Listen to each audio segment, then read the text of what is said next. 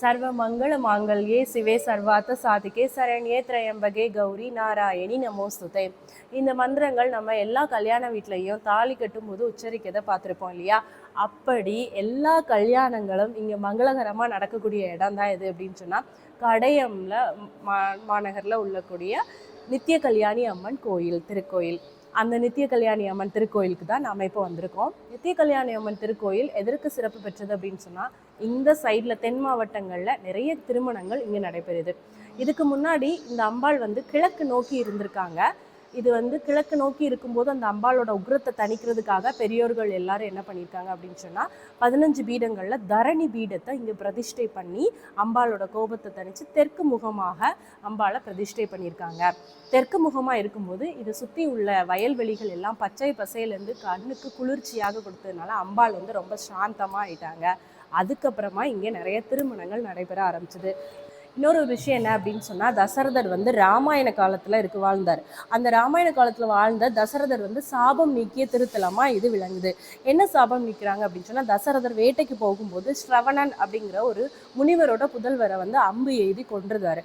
அந்த புத்திர தோஷத்துல இருந்து நீங்கிறதுக்காக உடனே அந்த முனிவர் நீ புத்திர தோஷத்தால் உயிரை இழப்பாய் அப்படின்னு சொல்லி அந்த முனிவர் தசரதருக்கு சாபம் விட்டுருந்தாரு. இந்த சாபம் நீங்கிறதுக்காக சிவபெருமான வேண்டி இருக்கும்போது அகஸ்திய முனிவர் சொல்றாரு, இந்த மாதிரி கடையம் பக்கத்துல உள்ள நித்திய கல்யாணி அம்மன் வில்வவனநாதர் திருக்கோயில், அங்க போய் நீ ஈசனை வழிபட்டு உன்னோட சாப விமோச்சனம் பெற்று பக்கத்துல இருக்கக்கூடிய தத்துவசாரா நதி அப்படிங்கக்கூடிய நதியில நீ குளிச்சுட்டு முங்கி எடுந்த அப்படின்னு சொன்னா உன்னோட சாபம் எல்லாம் விலகிடும் அப்படின்னு சொல்றாரு அகஸ்தியர். அதுபடியே இவரும் தத்துவசாரா நதியில நீராடி வில்வவனநாதரை வழிபடுறாரு. வில்வவனநாதர் அப்படிங்கிற பெயர் எதுக்கு வந்தது அப்படின்னு சொன்னா, வில்வ மரங்கள் நிறைந்து இருந்த காலகட்டத்துல இந்த கோயில் இந்த இடத்துல இருந்ததுனால வில்வவனநாதர் அப்படிங்கிற ஒரு பெயர் பெற்றது. நித்திய கல்யாணி அம்பாள் என்ன அப்படின்னா, நித்திய கல்யாணிங்கிறது ஒரு ஃப்ளவர் இல்லையா? அந்த ஃப்ளவர்ஸும் இங்கே நிறைய பூக்கள் இருந்ததுனால நித்திய கல்யாணி அம்பாள் பெயர் பெற்றாங்க.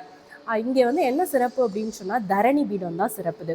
தரணி பீடங்கிறது 15 சக்கரங்களில் அம்பாளோட ஸ்ரீ சக்கரங்களில் 15 சக்கரத்தில் ஒன்று தரணி பீடம். அந்த தரணி பீடத்தை இங்கே பிரதிஷ்டை பண்ணி அம்பாளோட கோபம் தணிகிறதுக்காகவும் அம்பாள் மக்களுக்கு சாந்த ஸ்வரூபியமாகவும் செழிப்பை வழங்கக்கூறதுக்காகவும் இந்த தரணி பீடத்தை பிரதிஷ்டை பண்ணியிருக்காங்க. அது மட்டும் இல்லைங்க, ராமரும் இந்த நதியில் வணங்கியிருக்காரு, இந்த நதியில் குளிச்சிருக்காரு. எதனால் அப்படின்னு சொன்னால், ராமர் வணங்கிய நதி தத்துவசாரா நதி தான். தத்துவசாரா நதி தான் இன்னைக்கு ராம நதி அப்படின்னு போற்றி புகழப்படுது. ராமர் ஒரு அசுரனான சம்பவன் அப்படிங்கிற அசுரரை கொன்றதுனால அந்த சாபம் நீங்கிறதுக்கும் ராம நதியில குளிச்சு இந்த சாபத்தை நீங்க பெற்ற பழம் பெருமையான திருத்தலம். இந்த திருத்தலம் கிட்டத்தட்ட ஒரு 800 வருடங்கள் பழமையானது. இந்த கோயிலை கட்டினது யாரு அப்படின்னு சொன்னா விக்ரம பாண்டியன்.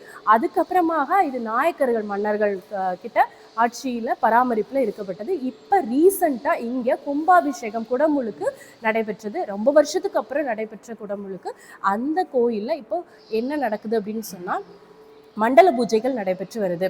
அதனால கோயில் கும்பாபிஷேகத்துல கலந்து கொள்ள முடியாதவங்க இந்த மண்டல பூஜைகள்ல சுவாமியோட அருளை பெற்றுக்கோங்க. எப்பவுமே மண்டல பூஜைகள்ல கடவுளுக்கு ரொம்பவே ஒரு பவர் இருக்குன்னு சொல்லுவாங்க. அந்த வைப்ஸ், அதாவது அந்த சக்திகளை நாமளும் பெற்றுக்கலாம். அதனால மறக்காம மண்டல பூஜை இந்த வாரம் ஞாயிற்றுக்கிழமையோட முடியுது. அதுக்கு முன்னாடி இந்த சுற்றுலா உள்ள மக்களோ வெளியூர்ல உள்ள மக்களோ நித்திய கல்யாணி அம்பாளை தரிசித்து நித்திய சுமங்கலி பாக்கியம் பெறுமாறு கேட்டுக்கொள்கிறேன். நன்றி.